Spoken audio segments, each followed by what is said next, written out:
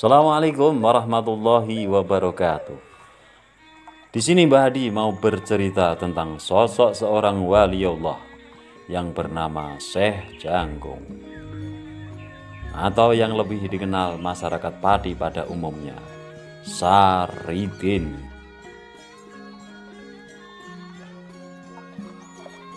Siapakah sebenarnya Syekh Janggung atau Saridin itu? Untuk menjawab pertanyaan tersebut, menurut cerita tutur tinular yang hingga sekarang masih diyakini kebenarannya oleh masyarakat setempat, dia disebut-sebut sebagai putra salah seorang wali songo, yaitu Sunan Muria, dari istri bernama Dewi Samaran. Cerita pun merebak ketika masa mudanya Saridin memang suka hidup belayang atau berpetualangan, sampai bertemu dengan Syekh Maloyo yang dia akui sebagai guru sejati. Syekh Maloyo itu tak lain adalah Sunan Kalijogo. Kehidupan keluarga si Saridin sangatlah miskin. Jangankan untuk makan sehari-hari, untuk makan si momok saja harus berhutang sana sini.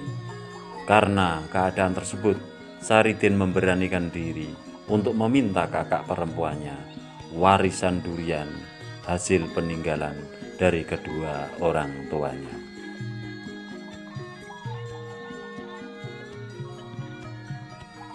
Sampai pada suatu ketika, Saridin pergi ke rumah kakak perempuannya yang bersuami bernama Branjung.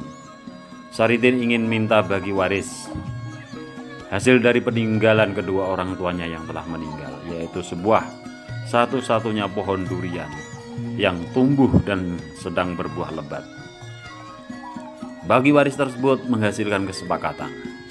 Saridin berhak mendapatkan buah durian yang jatuh pada malam hari, dan Ki Branjung dapat buah durian yang jatuh pada siang hari.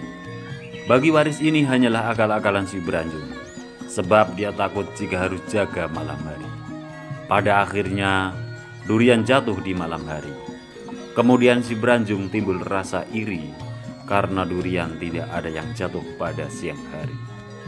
Tiba waktu malam di mana Saridin berjaga, menunggu jatuhnya durian.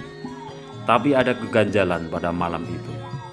Terdengar ada durian jatuh, tapi Saridin tidak menemukan satupun jatuhnya durian tersebut.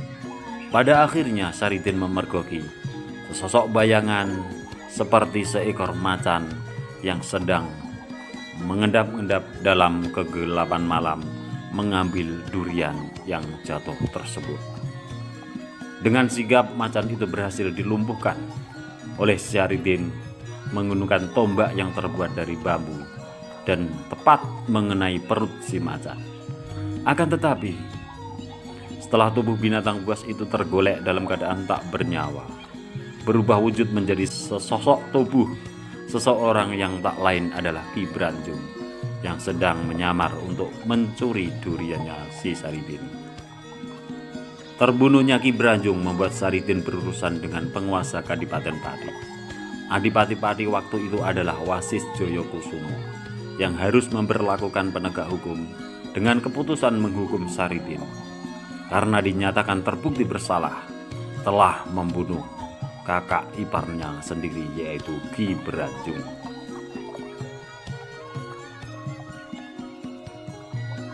Dalam pembelaan Saridin, dia berulang kali menegaskan jika yang dibunuh bukanlah manusia atau bukanlah kakak iparnya, tetapi seekor macan. Fakta yang terungkap membuktikan bahwa yang meninggal adalah Ki Branjung akibat ditombak oleh Saridin. Saridin tetap dengan pendiriannya bahwa dia tidak membunuh Branjung. Lalu dia beranggapan jika membunuh hewan dihukum, berarti para pemburu itu harus dihukum juga.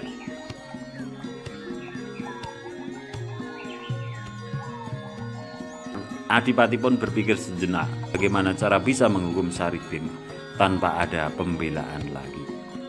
Akhirnya Adipati mendapat siasat memberikan hadiah imbalan kepada Saridin karena dia tidak bersalah. Yang bersalah adalah macan, dan macan itu harus dihukum. Saridin pun disuruh menempati rumah mewah yang sebenarnya adalah penjara.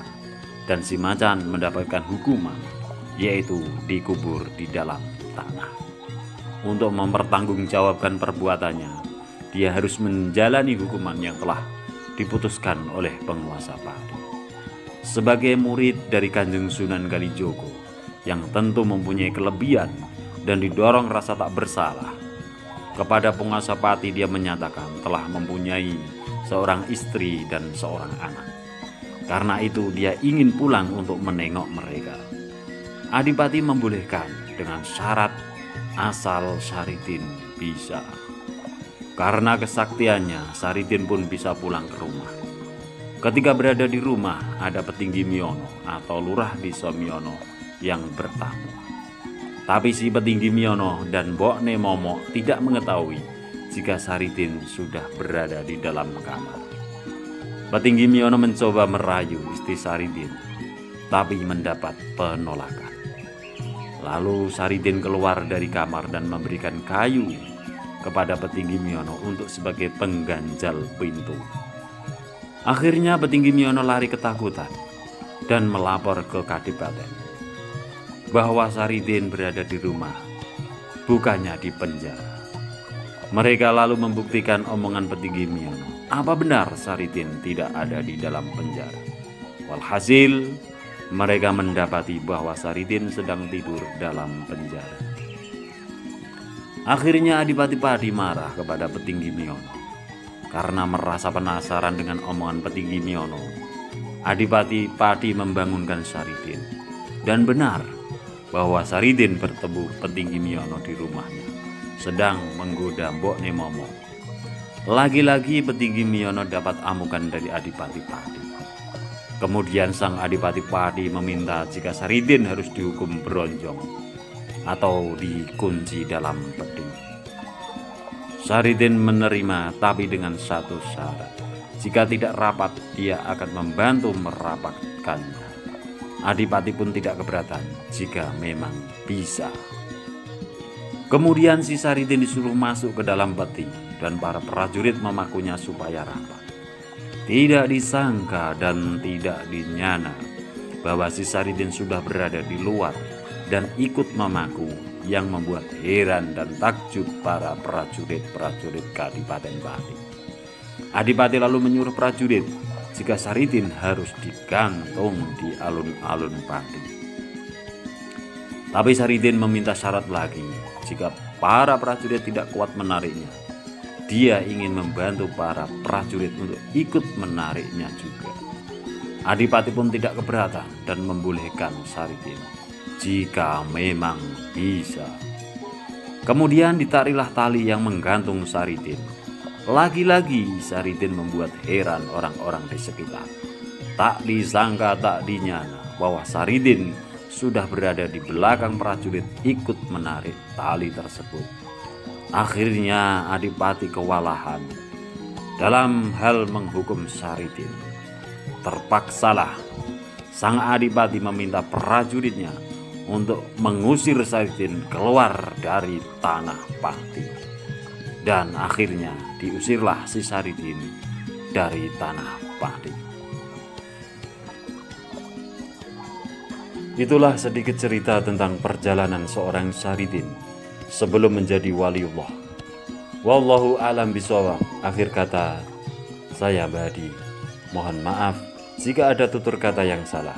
Billahi taufik wal hidayah. Assalamualaikum warahmatullahi wabarakatuh.